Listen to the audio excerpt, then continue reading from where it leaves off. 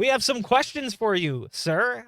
Looking at that last series, another 3-map series. You know, you guys seem to be struggling in those first maps. Why don't you just walk me through what was going on in map 1? What is it that the Knights were doing that was giving you guys a little bit of a difficulty?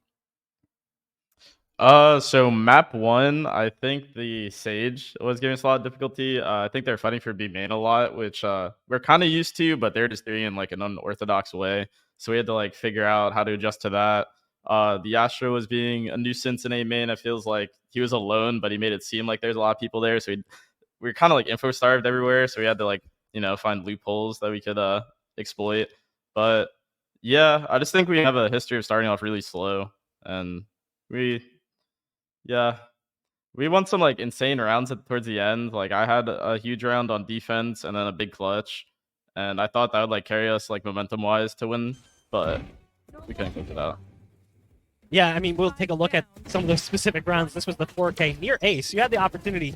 I do want to ask you, how hard was it not to peek for that last kill? It's a 1v2, but you've got the 4K. I know you wanted to.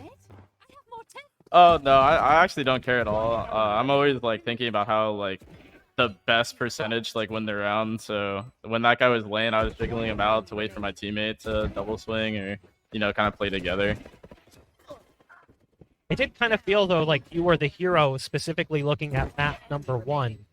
Were you guys caught off guard by how well PK approached the map? Like, we knew on the desk that this was their best map historically, boasting a 20-0 before VCT started. Did you do any prep work on the Knights, or did you just kind of come into it, we're going to play our own game, do our own thing? We definitely did some prep work. You can't really sleep on anybody. Anybody who's here is like top 12 NA, top 8 NA. So, you can't really sleep on anybody. We definitely did homework. We knew what to expect, but obviously when you're in the server, it's its own little beast. So Right, of course.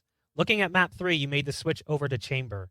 Obviously we've got other agents in the pool, but curious what it was that drove you guys to make that decision, whether it was input from the whole team or kind of where you decided it was time to maybe make a switch away from Cypher.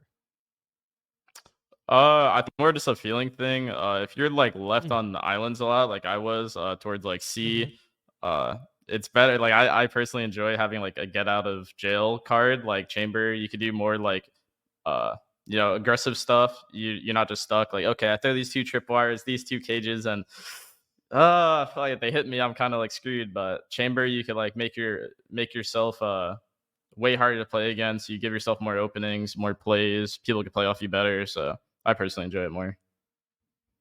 Last question, and then I'll let you go.